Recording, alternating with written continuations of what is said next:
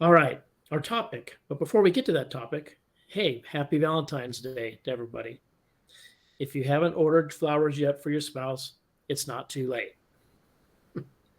As an icebreaker, we have a little fun game to play that might inspire you to pick a great movie to watch with your spouse tonight. I'm going to read a quote from a popular romantic movie, and it's up to you to guess what that movie is or was. So I'm going to go ahead and start.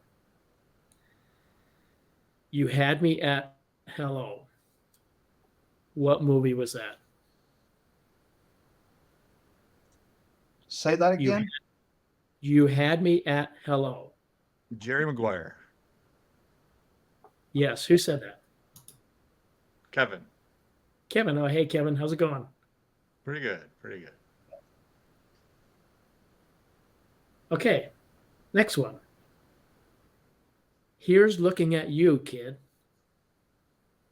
Oh, Casablanca. Casablanca. Casablanca, that's right. Easy one. They're going to get harder. Hang on. At least harder for me. I'll never let go, Jack. Titanic. Good one. Next one. I'm just a girl standing in front of a boy asking him Notting Hill. to love her. Notting one. Hill. Name that crazy 2 notes. Larry, you got your work cut out for you for a good movie tonight. Okay, next one.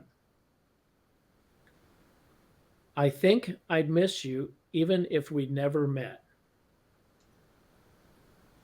Sleepless in Seattle? No.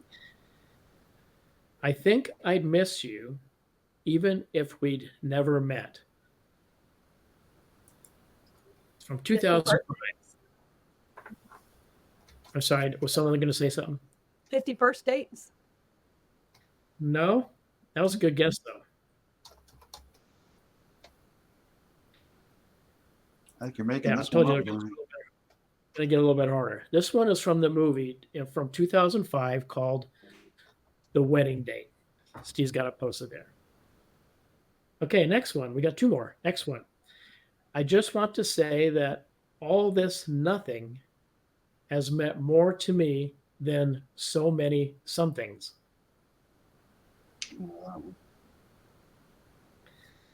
I just want to say that all this nothing has meant more to me than so many somethings.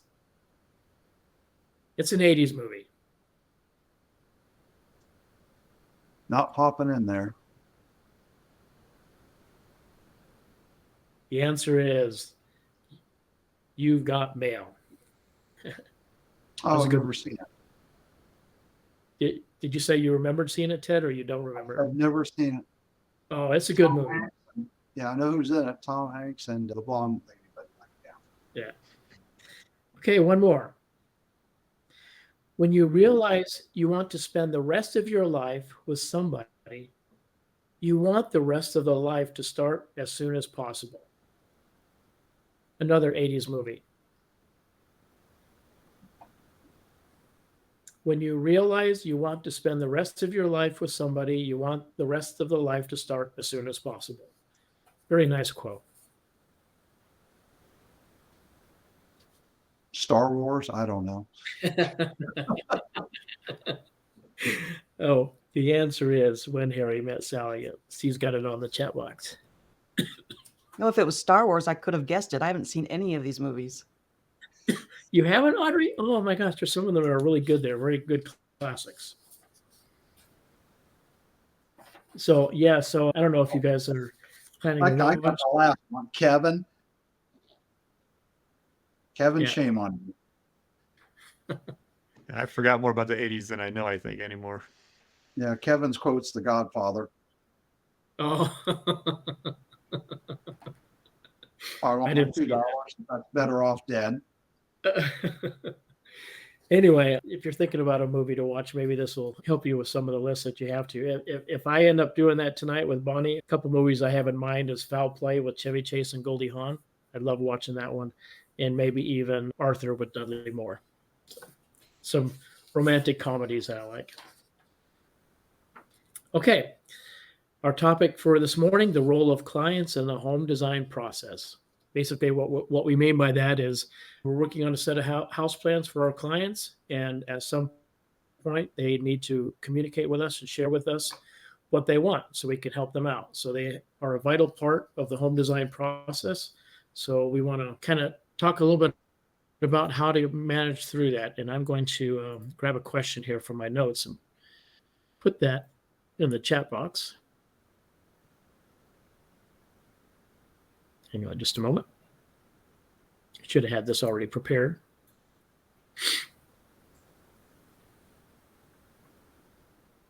Okay, the first and probably most important question to ask first is, how do you typically involve clients in the creative process of home design? So how do you initiate that role to get them involved in it? And remember, this is open roundtable discussion. Remember to unmute yourself if you want to chat, share what you have. It all starts with them. So there is no getting them involved unless it's a spec house for a builder, but direct client, it all starts with them. You got to find out what their idea of a house is. Yeah. Yeah, you're right. And then that leads to creating concepts or preliminaries. And then you have that done. Then you sit down at the table and they start looking at your first round of work. How does it usually go for you guys? What happens if they're like, this isn't close to what I wanted? Go ahead, Michael. Yeah, I just start asking them, what don't you like about your current home? Yeah. Good. And then I also start just telling them, I'm going to ask you more questions and you're going to have to give me answers than what you're accustomed to doing. Uh-huh. And it gets kind of the conversation started. Yeah. Good. Got some hands up. Steve, I saw yours, but then it went down, and we have Kevin and Julie. Two Kevins are up. I can't see everybody's full name. I'm sorry, because the screens are a little bit small, but one of the Kevins, go ahead. Kevin Holdridge, I see you there. All right, so we start every project out with a design questionnaire. So it kind of takes a client through, help them think through some of the things as far as room counts and what rooms they're looking for and what they see as the style of house and what materials they want to use and if they have a builder, and just ask them, get a lot of preliminary information from them. And then in our initial meeting, we kind of deep dive into that.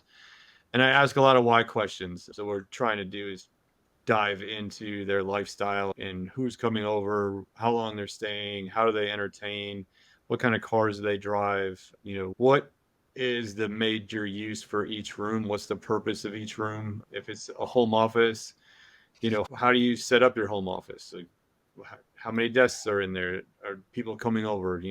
So just diving into the details of how they use spaces. And then, like Mike said, ask them about things that they're missing in their current house. What workarounds do you have right now that in your house that you wish you didn't have to work around, and those kind of things. Just really trying to get to know who the client is and what they're looking for. Yeah, good. So it's kind of like it's gathering data that you're able to communicate by putting down on your plans, on your drawings. What about them wanting to, hey, I want to add this room, and they kind of sketch on your sketches? I mean, do you have that kind of communication with your client? Do you allow them to be that far involved in the creativity part of it? We have some other hands up. Julie, I think your hand was up. You want to say something? It was either Julie or Julia. Let's see it there. Michael, your hand is up. Audrey's is up before mine was. Audrey? Bernie, I'm Hear learning us something out? about this system. Yeah. Down below your screen, if you hit the icon for full screen, which is the third one over from the right, Yeah. you can see everybody's full name. Oh, good. Thank you. Oh, awesome. If you hit the hand again, it goes down, Mike. Mm-hmm. Well, since you got me back up, I'll take I've been using the term right sizing when I meet with customers. And then we go over what their rooms currently are and what they have in their rooms, especially bedrooms. People tell me they want a 20 by 28 master bedroom. And I said, well, do you have furniture to fit that? Basically, and then other rooms again to right size it, because it all boils down to being cost conscious, and then square footage and room orientations. But basically, what do they like about their current home, and let's right size it for them. So that's another part of the questions that I start with. Okay. And Julie, I know your hand was up earlier. Do you still have a question, or? Oh, no, the first Kevin said everything I was going to say. So, Okay. All right. the very lengthy questionnaire that we go over with the client during a very lengthy design meeting. We go through every room in the house, all the way down to what size appliances, are they going to have a pool, what kind of furniture are they putting in each room, and then we welcome as many pictures, photographs, and floor plans or sketches that they may have, so we can get in their head. So he said just about everything I was going to say. Yeah. Cool. All right. Thank you. And Kevin Catanzaro, I think you had a question earlier too. You still do? No, actually, the other Kevin was going to hit on everything that I was going to say about, lifestyle. That's normally what I go over during and I feel, do you make dinner or do you make reservations? Kitchen design and how it together. Do you have any children? Do you plan on having children? Just sorts of questions like that. Just make your heads and see where they're at. Yeah. Cool. Okay. And then Audrey. Yeah, I start a lot more generally, I guess, than it sounds like most people do. I don't do as in-depth of a questionnaire. It's more of a list of what are the most important parts for them, the critical areas of what they're trying to achieve. And then I do roughs and say, let's hit this with a red liner, because it'll then show a lot of, from their highest priorities, it'll show the impacts of those. And then they can just start going through saying, no, that it'll jog, I think, a lot more for me. It jogs their thoughts on what they want and don't want based on those initials. So I guess I jump into it a little earlier. Yeah. Okay. Cool. I kind of wanted to ask a little bit more involved by your clients. And I say that because I just recently had a meeting with a client, and he was right there just grabbing the pencil, and he started sketching what he wanted and everything. And it was fine. He was just trying to communicate with me what he wanted and everything like that. But he's actually getting a little bit creative and trying to show me what he was wanting with his floor plan. And I thought that was really neat. And it made me think about this upcoming coffee chat that we were having to kind of share that. And I'm just curious how many of your clients, just kind of get in there with you and do drawings and sketches and such. And do you allow them to do that? Yeah, Bernie, I actually do. I don't mind that at all. I emphasize the idea of home design and construction is building a team. Mm-hmm. So you have the homeowner, the design, and the contractor, but it all starts with developing the team, because eventually the budget's going to come up. But at the same time, it's letting the homeowner know it's basically not my way or the highway as the designer. It's what is it going to take to get the home that they want. Yeah. So, but again, like I said, it's developing the team approach I really try to emphasize that quite a bit. Yeah. Cool. All right. I'm going to go to my second question here. And this one could probably could easily take the rest of our hour. Let me click send here. Sorry. So how do you control revisions by the client, who is an active part of the team, and the timing of those revisions? So we're talking about changes. We're talking about doing changes here. How do you manage that? And do you have a time frame? It's like, or is there a limit to how many changes you can make with clients? I kind of want to talk about that a little bit. Before we get into that, is something I thought about earlier today too, before we got on with the coffee chat, that remembering that our clients are part of the creative team as well. So picture yourself, you're doing concepts or you're doing preliminaries.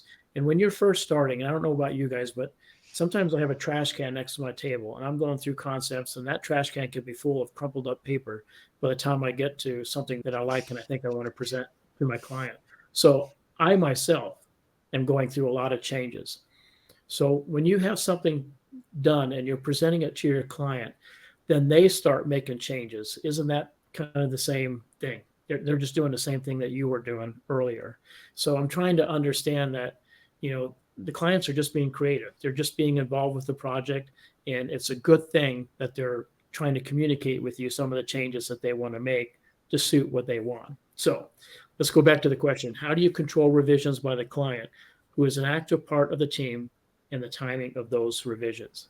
Don't mind jumping in early here. During the design, the beginning of the design process that I run into, I just feel it's so beneficial to sit down with the customer. But what I do is I'll send them plans prior to going over the design, give them a couple days to review them, and then they can have their formulated questions when we do meet. It makes meeting time shorter.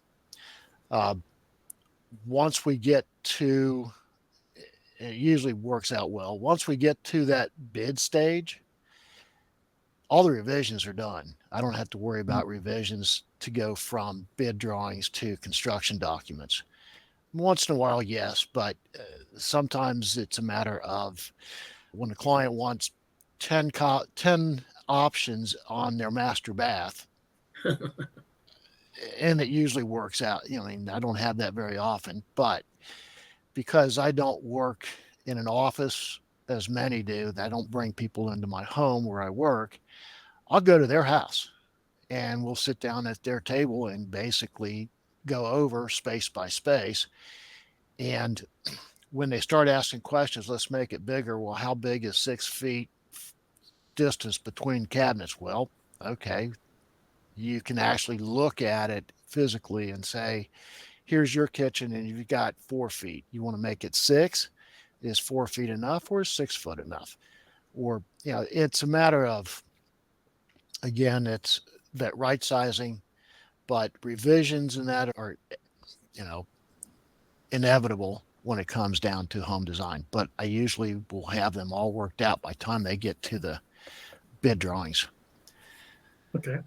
I don't limit Oh. them to how many revisions they can make. I basically charge, and I tell them, I said, I can do 10 or 12 options for you, but you're going to be charged. I'm charging you by the hour. So it's up to you. Make a decision and work from there. Okay. Well, not to get too sensitive there, Mike, on what your charge and things like that, but Right. so what you're saying is you have the ability to go as many revisions as they want because you are on an hourly rate. I can, but by the time I leave their home, my sketches that I've discussed with them, everybody's on the same page. And, it's so hard in some cases for people to look at a screen. And it's like I will send my drawings to a client as a PDF and they can look at them on their computer, but it's hard for them to realize what they're seeing on that drawing. So by basically giving them the time to review things and with dimensions on it, they can look at their existing home or they can get their own tape measure out and they can say, okay, well, this is what it is.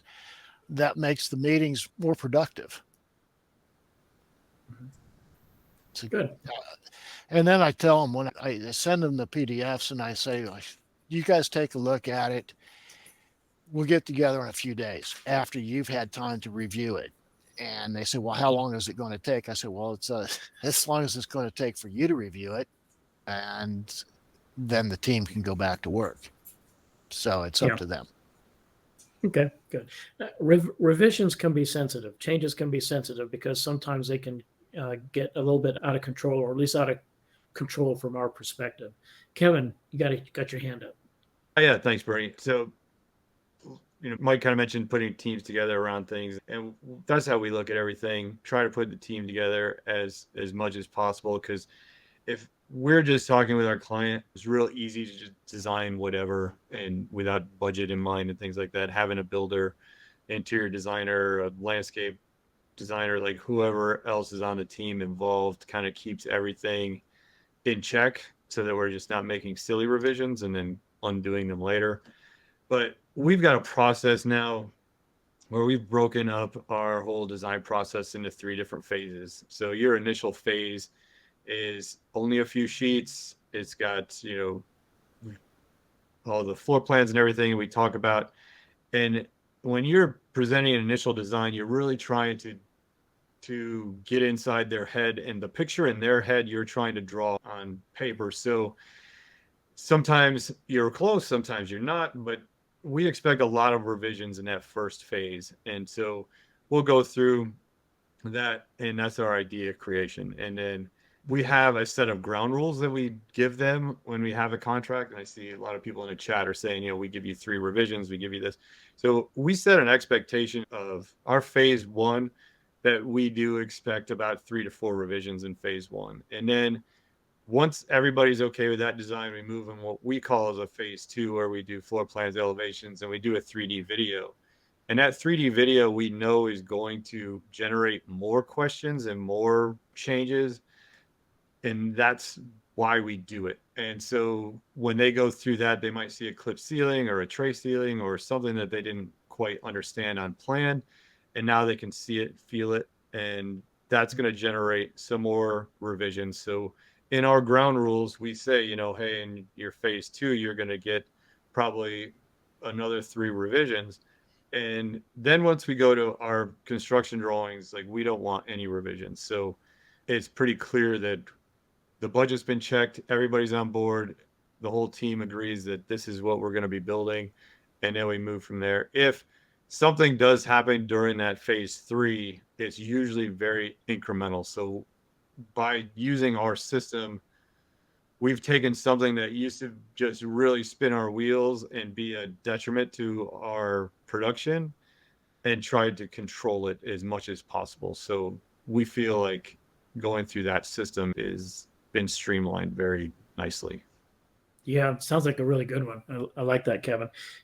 So what you've done then is you've allowed yourself the time or cost for the plans by understanding just how many phases of revisions you're going to be going through before you get into those final construction documents that you talked That's right. about. So I think the reason why revisions or changes can become sensitive because it for some people it goes outside the boundary of the contract or the estimated time that was put in on the project. Then it becomes the uncomfortable conversation with the client. We need to charge you more than what we said we would. And I will say that nothing's ever perfect. And so you do have situations where people come back. And when we do that, we almost, depending on how extensive the changes are, we've actually gone to the point of making a whole new proposal of, hey, if you want to make this many changes, this is what it's going to cost. But again, our system, we try to control that as much as possible. Yeah. Okay. I want to go back to just to try and for us to make sure to try to understand our clients and their role as being the creative part of the team as well. As I mentioned earlier, we can create concepts at the beginning and in on our own table, on our own time, go through many revisions just to get us where we want to get to before we present that to the client. And so when they're seeing the drawings for the first time and they're getting involved in that, they're really doing the same thing. They're looking at it and say, hey, I'm thinking about this, I'm thinking about that. So if you can remember that, don't be discouraged by your clients wanting to make changes on your plans. They're just being part of the creative team just like you are. Any other comments about changes? Revisions? Time? Yeah, Larry, go ahead. I think there was Larry. I have 2 projects that are going on right now that are quite unusual because one's already built and one's partly built and they have no permits. So I've gone into it in a real bad situation with the authorities. And so making that all turn out has been very difficult. And I don't mean to sound mean here, but the name of the game is that it's your project, but I'm running the show. So listen up. Okay. And no, listen up. I had to send out an email and that was that's in the subject line. Listen up. All right. I told you what I needed. I told you what it's going to take. If you weren't done, then listen up and follow A, B, C, D. I've got them listed. And that's what it's going to take to get you out of this jam. I've charged you extra, and is this going to keep on going up? And I don't like going up. I never make any money off of a change order. I don't know how many of you do, but I have been in it for longer than anybody in this room, anybody on this screen. And I've had more change orders. I don't know how many change orders I have had, but I've had many of them, and you don't make money. So listen up. That's all I got to say. Well, that's good. You bring up a good point, Larry, because there is, I mean, I'm sure it's happened to all of us. Sometimes you get that project where you just can't seem to get out of that stage of making these changes. They just keep coming and they keep coming and they keep coming. I had one recently a week ago.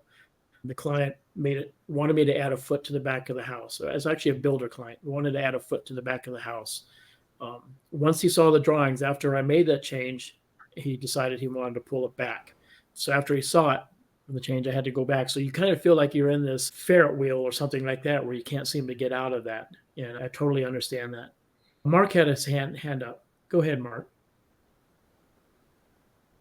Good morning. Morning. I always tell my clients that behind the scenes, I use a magic blender. I take everything they tell me they want, I put it in a blender, I turn it on, pour it out, and see what comes out. Not anything like what I think they want to look at. I'll put it back in the blender, do it again. And that's how I explain it to them, how I come up with the preliminaries.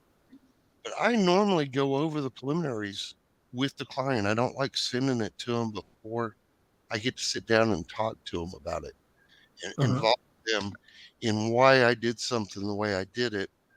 It's their house. I'll gladly do whatever you want. And I always try and get them involved in communicating. I basically set preliminaries that I'll do 2 preliminaries for a builder set. I'll do 3 preliminaries for a custom home set. And for a certified professional building design set, I'll do 4. Now, I've never charged anybody for more preliminaries, but I had a client years ago that I had to go to their office because they had a plumbing company. I'd sit there for an hour with the client, and by the time I got back to my office, she was faxing me changes. And I figured after 9 preliminaries, I needed to start charging. Yeah. That's a lot. So that's my 2 cents, and I find this topic very good because I actually had a client that drove down 2 hours to meet with me back before Thanksgiving, and then in January fired me because we weren't where they wanted to be. And it was unfortunate because every time I tried to set an appointment with them, they were too busy. And the only thing I took away from getting fired for the first time in 30-something years was that the husband and wife were talking, but they weren't telling me anything or asking me any questions. And they just weren't where they wanted to be. Yeah. And so communications is a really big part of this. Oh, man. Yeah, you just took that right out of what I was going to bring up, Mark. And yeah, the communication is so critical. And to have that up front so that nobody's surprised, because clients, any more than you yourself, you don't want to bill at the very end that's higher than what the estimate was, and you want to know what's going on there. So you should always be able to communicate that with your clients. Ted, you got your hand up. Yep. 2 big things I do with the plans is first I'll ask if they've ever built a house, if they've ever gone through the process or gone through an addition or something. And that kind of steers you right off the bat. The biggest thing I tell everybody is there's no such thing as a perfect house. It does not exist. These great big mega mansions, Bill Gates still remodels his house because there's no such thing as a perfect house. So these revisions, when you get nitpicking, you just got to tell them, you got to plateau somewhere, or your house is going to be built in 7 years. We just keep going through stuff.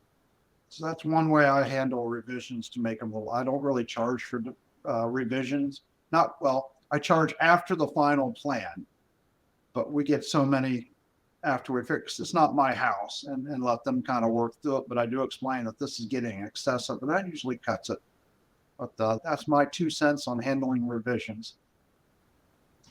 For what Good. it's worth. Yeah, good. I'm curious. We talk often about the homeowner, the client making the changes. What about builder clients? I mean, I'm guessing that changes are usually coming from the homeowners and not too much from the builders. But do you experience a lot of changes from builders? And I'd like to hear your input. I have. I'm experiencing with one builder that, and he was the one that I mentioned earlier that told me to take a foot off the back of the house, or excuse me, add a foot to the back of the house. And then after he saw it, he wanted to go back the way it was before. And I was a little bit surprised coming from a builder that he wasn't able to really understand what he was asking for until he saw the plan. So, yeah, Ted, you got your hand back up. Builders, I find, are easier to do revisions for because they know what they want. Just give me this, and that's it. There's no back and forth. I'm surprised you said he added a foot and then took it away. Most of them have already got that figured out. They priced it out before they even said anything to me on the spec houses and the track houses. So I find builders are sometimes easier to work with. That's at this end of the stage up here in Ohio. Yeah, I would expect the same thing there. And in most cases for me, that is true. Kevin Holdridge, you got your hand up? Yeah, I was just gonna say, the builder for us is adding feedback as we go. As part of that team atmosphere that we're bringing around it. So we're usually meeting with the homeowner and the builder, so we can talk about design and budget at the same time. So some of the collaboration that we're doing is getting information, from both parties in our meetings. But if we're doing spec houses for builders and things like that, everything is usually based on budget or design aesthetic.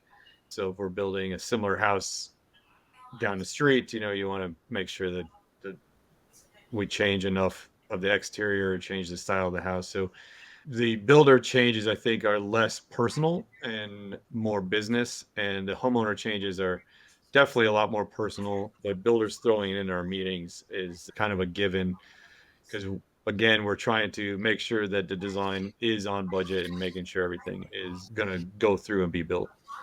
Yeah. Thank you for bringing that up, Kevin, because, yeah, the builder is part of the design team as well. Mark, and then we'll go to Michael Batavia. Go to Mark first. Yeah. I don't know how I did that, so I did that by accident. Sorry about that, guys. Oh, no, no problem. Okay, Michael, go ahead. Revisions from builders. There's two types of revisions I run into. One of them, the revisions by the builder, by the time I work the same process with the bid drawings with the builder, and then he knows what the price is. And if we have to make modifications, that's a revisions, that's okay. Builder revisions, due to them changing something on the job site, is a whole different ball of wax. When they move a wall, structurally, it changes things. When they move windows, it may change things. If they don't do it as per plans, and next thing you know, there's revisions to be done. That's my biggest headache. Contractors taking it on their own to make whatever revisions they feel they want to, or mistakes in the field require revisions to be made. Those are things that just burn my end. Yeah.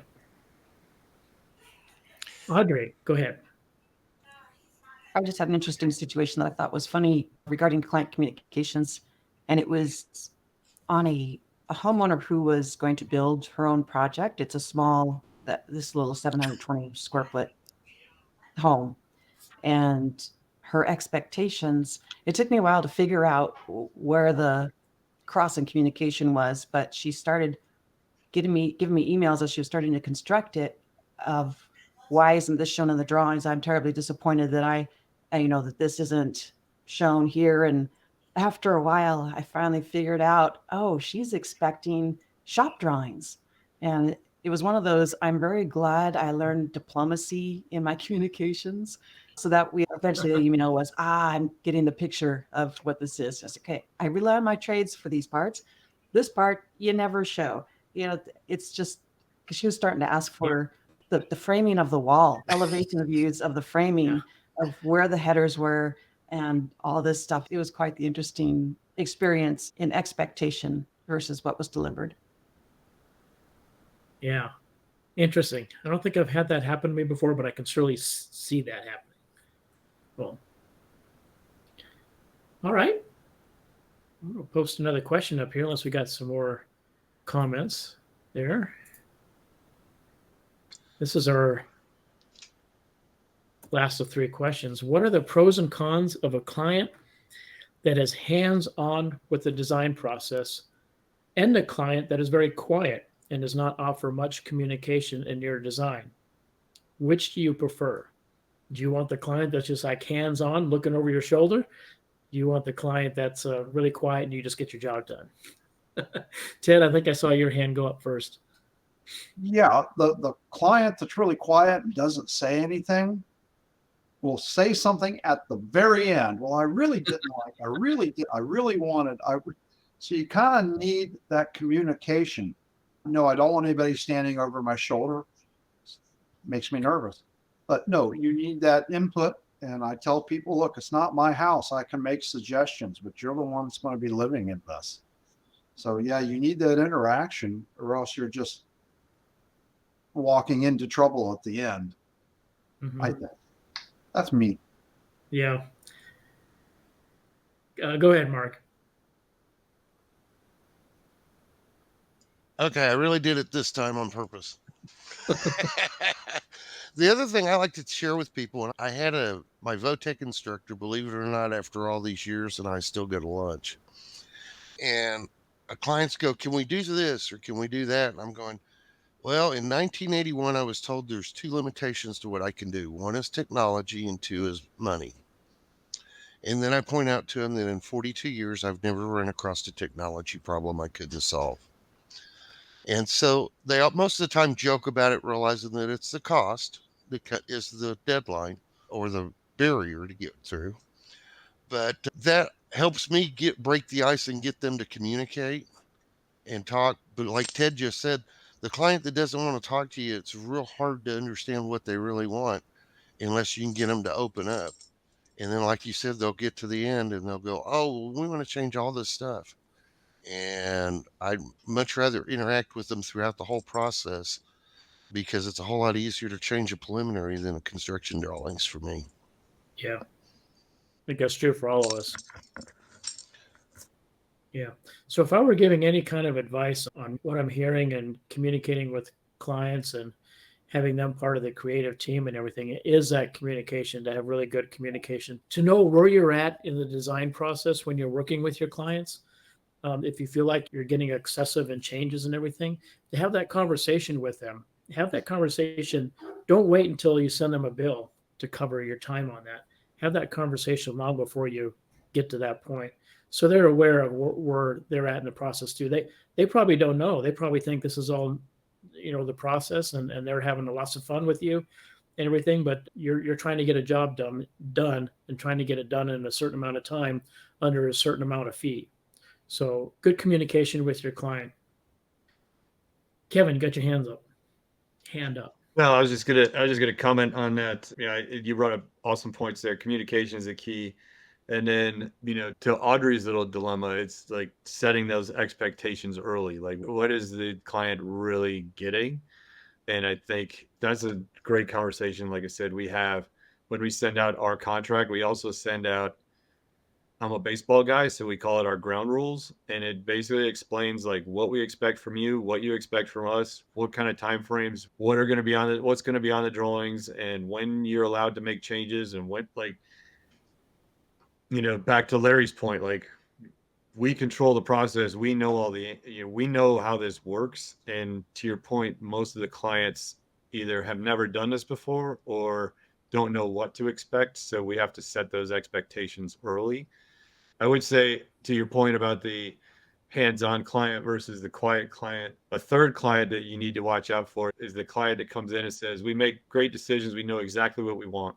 In Yeah. my experience, that's the worst client because I had one, I had an experience a few years ago.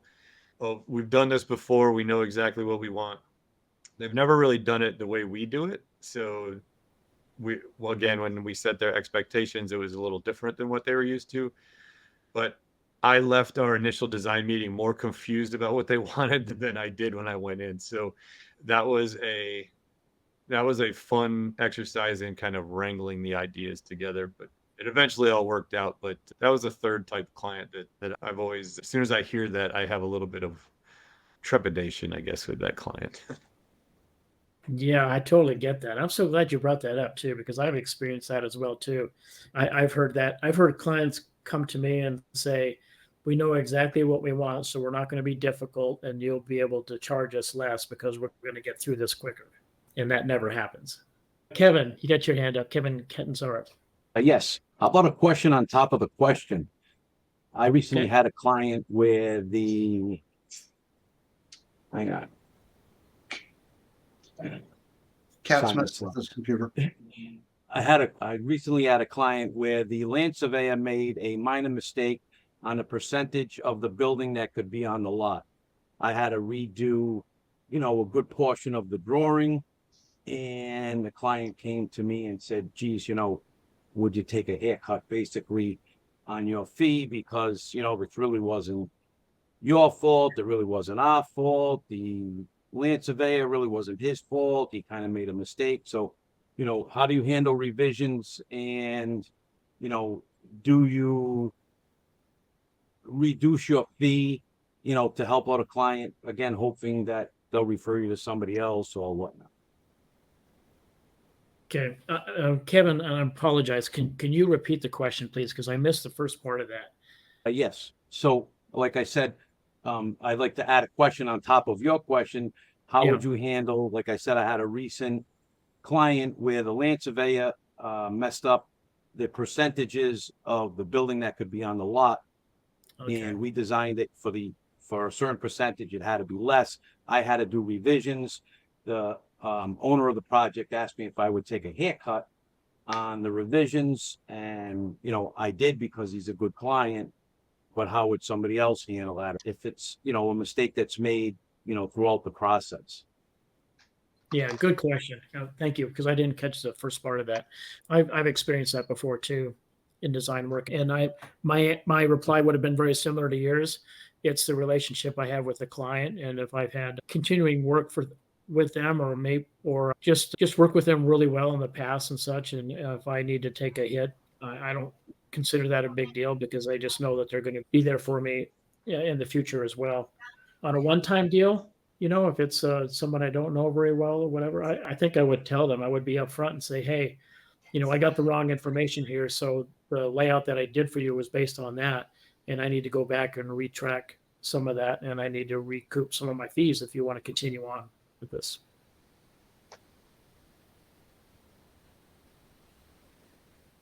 That's my answer to that. Larry, you got your hand up. Go ahead, Larry. Remember to unmute.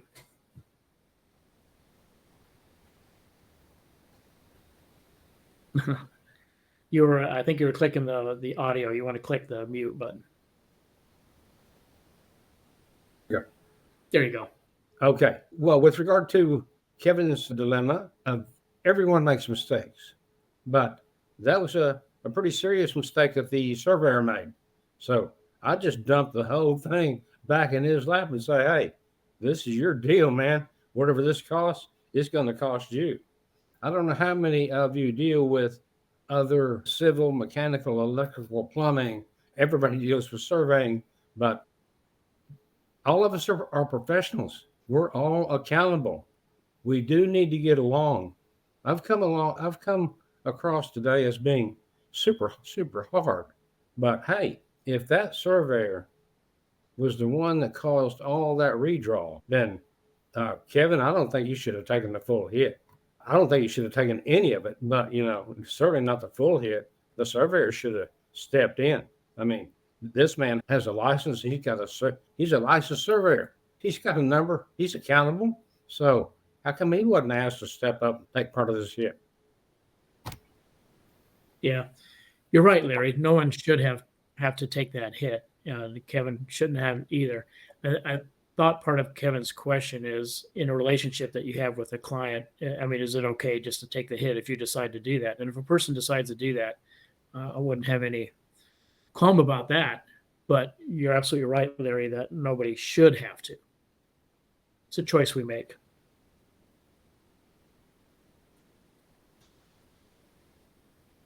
Okay, go back, Larry. You can straighten me out on that. Go ahead. Remember to unmute yourself. Oh no, I think that what you said was very equitable, and hey, let's all get along and work together. But I have had too many people take advantage of me in my lifetime, and believe me, they're not out there to. They're out there. They're looking after themselves. The majority of society is looking after themselves. They don't care about. The bottom line is them. It's not you. You're just a little bitty piece of it, even though you're doing the whole deal. So I like the tone that you came across with, but only to a percentage, and it's a very small percentage. Please don't have me send you a listen up, Bernie email. Okay, so maybe that's from having a military background. I don't know, but it's also life. It's just great life. That's just the way it is. That's the way people are. I don't know. I'm looking at people's cameras and I'm seeing a lot of snow in the background and stuff. And I'm looking out my window and I'm seeing green grass. Going, okay. We're in different areas.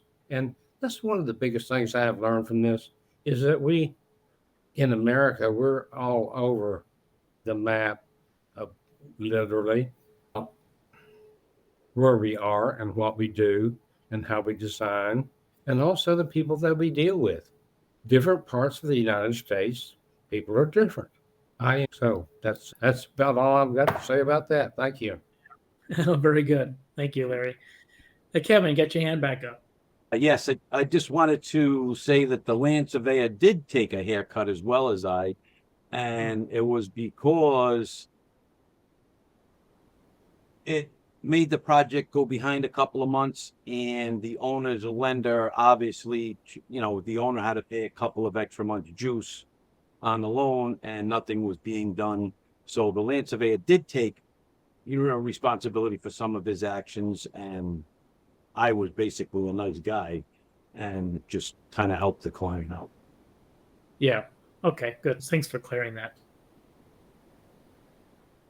Okay. We have reached the top of the hour there. Wow, that went by fast. Does anybody else have any further closing comments or something they'd like to add, advice they'd like to give? Would love to hear advice. That would be really cool if anybody has anything based on what we talked about this past hour. I think these should be an hour and a half. Okay. Go as long as you want today, remember? Yeah. Mark, you got your hand up. Hope it's intended. It was intended. Believe it or not, it was intended. I want to share with this group that I was asked a question at the Home and Garden Show by a coworker. And my boss and I were sitting there and we looked at each other, and I'm really the way I answered this question, but how would you answer the question of how did you know a plan didn't work before computers? In other words, how did you know beams hit beams? It didn't work. And I answered it with the following, that we were taught design Yeah. as well as drafting and design. We weren't just taught a CAD program. And I just wanted to throw that out to this group to get any input or give you all something to think about in the coming days. Yeah. Well, Mark, if I could answer how I've done it, I go visit job sites. Been doing it for years. Go visit the job sites, see how the structures have been getting put together. I talked to and made friends with framing contractors. There's never only one way to build something, but I don't know, maybe I'm a little bit different, but when I'm drawing something, even if it's just the framing plan, I try to view it in my mind in a 3D version and then put that on paper. Even if I draw it in a 3D isometric version, at least I know where those components are. But I would suggest anybody going into this profession or in this profession, if you don't spend some time on job sites, you don't even have to be your own job site, any job site. Take a look and see how things go together. Look at that girder truss and see what size those hangers are that's holding up all those trusses. Do you need to drop the ceiling down because of the size of the hanger is a quarter of an inch lower than the beam? Uh, there's so many different variables to that, but you got to be familiar with how the thing is getting built. And you cannot rely on computer isometrics and computer graphics because it doesn't always work that way. Yeah. Good point. Ted, go ahead. Lost your Yeah. video. Like Mike said, I've met designers that have never been on a job site. Funny story. Lost audio for everybody. We did a house for Katrina when that storm hit down south. We built the frame walls, put them in a box, shipping container, sent them down. I think Mike set this up. I actually have the photo of the group on my wall over here. And there were designers showing up, and somebody did a stud layout. And this group built that wall, and it was so hilarious to listen to them. They're like, "Do you cut on the line? Do you cut beside the line? Do you cut?" And they just never had put something together. Myself, I grew up at job sites. There was no babysitter for me and my brothers and sisters. We went to job sites. I was cutting boards and stuff when I was 10. I was working backhoes when I was 13, 14. But you got to get out and see how this stuff goes together. The other thing is, real quick, you asked about other things. I think Steve put something up about if there's any non-members, we'd love to talk to you. And then Bernie, you know me, I always say North Myrtle Beach is coming up. And so there's IBS in Vegas. If anybody's going, we're having pizza.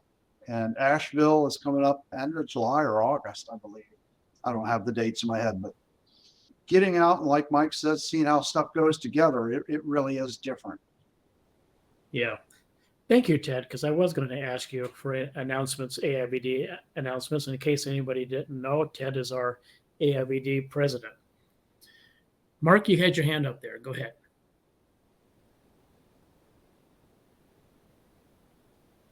Sorry, I'm trying to multitask. There should be laws against that. Yes, I've gone to job sites over the years, and my point was that I was totally shocked that the students don't understand, or the younger generation doesn't understand how these things work, just because many of the points made that they just use a CAD program and they have no idea what side of the line to cut or what goes where in a house, which doesn't make sense to me. I like to go out to job sites, as many of the others have pointed out. I just thought it was interesting. The times have changed from when many of us started out knowing design or how things went together, till we've gotten into a generation that they really don't know how it goes together. Yeah. I think that's part of our job too, as having been in the business for a long time, to help and mentor younger people that are coming in, and hope we're able to do that through AIVD as well. Try to get young members coming in, and us older ones that have learned through trial and error are able to pass that on as mentors. Anything else from anybody? Larry, go ahead. Hey, I don't know what a pizza party is. Okay. So we got one coming up. I've been seeing it. So is it similar to this, except I'm watching people eat pizza and we're talking, or what? I'm trying to ask, okay, what is a pizza party? But what is it? Are you going to the IBS? No. Okay. Well, it's a pizza party that they're having at the IBS. AIBD's got an evening that they're going to gather together. That's what that's about. Naked City Pizza.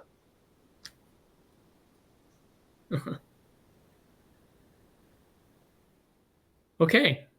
I wanted to tell you guys about next month's topic. And I will be in North Myrtle Beach at the conference there, and we'll be doing the coffee chat from North Myrtle Beach. And our topic, this will be kind of cool. We're going to be talking about creating concepts and preliminary designs. So we'll put something together for that, and that'll be our topic, the coffee chat next month. And I'll be doing that from North Myrtle Beach. And Ted doesn't know it yet, but I'm going to ask him to sit next to me while we do that. Oh, how fun.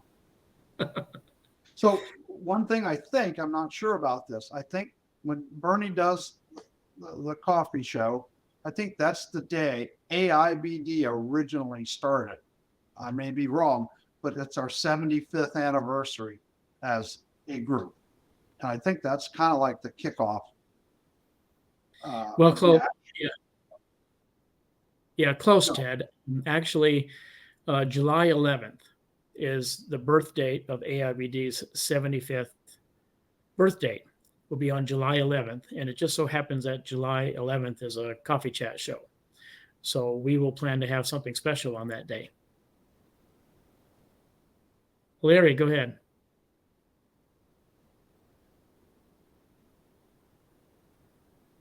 Larry, remember to unmute. You're me. Yeah, I can't. I hear you trying to talk, but I can't hear you. Well, I'm There sorry. you go. I didn't know I had my hand. I had a pop-up that says something about the pizza party, but I didn't really get a straight answer as to what it is. Okay. So if I'm here in Austin, Texas, and there is a pizza party in Las Vegas, then what am I doing? Am I watching the pizza party? Okay, well, maybe Ted or Steve can help me with that. Sorry, I didn't hear a question. What was it? He's not going, right? So if he's elsewhere, not going to the builder show, then he's not going to the pizza party. So ignore the notices. Oh, Steve's got something up popped on the screen.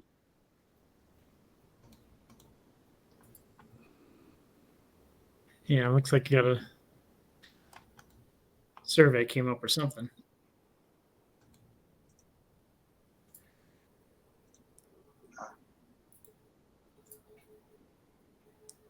Okay. Okay, I had to go through something. I'm sure you guys probably did too. Anyway, yeah, Larry, it's something that people are doing that are going to the IBS show. AIBD does that yearly at the IBS show, where they try to get AIBD members to gather together at the IBS and do a little, fellowship and evening with pizza. And that's all that is. It's just a reminder for those that are going to the IBS to remember that they're one of those nights they're getting together for pizza. And that's all that is there. If you've ever been to the IBS, of course, it's just a big place with a lot of things to do, and it's hard to find another fellow AIBD member with so many people there. So to do an event in the evening is a good way to catch up with everybody while you're there. Hey, Bernie. Yeah. Can I just share a little blast from the past drawing? Yeah. Relic? Well, it's not really a drawing relic, but we were going through my mother-in-law's estate and came across, I had never seen one before, and you might have, but I guess it's a little Chatelain's pencil. But I tried to figure this out for a while because I saw a little bit of lead here, but it's this telescopic pencil. And my little drafting tools came in handy because you can screw out the lead there at the tip. And then I had to dig out one of those little sharpeners. Yeah. So now I get to dig back into the thick lead relics to see about resetting because the thing can screw off. Anyway, I thought this was the coolest thing. Yeah, it is. Audrey, I don't think I've seen that one of those. Maybe I have a long time ago and I just don't remember. But of course, I'm just used to the old Pentels where you just kind of click on the end and extend your Yeah, life. and I don't think it had anything to do with drafting or design, but from a drafting geek, I got a kick out of that. That was neat. Really cool. Yeah. Yeah, I love talking to somebody young and pulling out some old relic of my drafting tools and say, "Do you guys know what this is?" And they're like, Yeah. The one that I like to show the most is the erasing shield. Yeah. And with the erasing shield, you just kind of put on your drawing and be able to erase something without erasing something else. I had given Bernie a portable tablet size drafting table. Hopefully he got a kick out of that. I actually have a book from a college on how to do design work from the 1940s that an aunt was going to school in Chicago. And it's not bound, it's threaded, and there's a bow tie to keep all the pages together. So it's neat to look back at stuff. Like I said something earlier about we're designosauruses, some of us. Yeah, I do still use that table that you sent me, Ted. So thank you.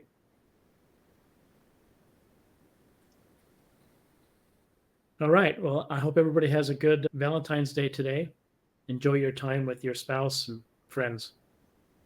Have a good weekend, everybody.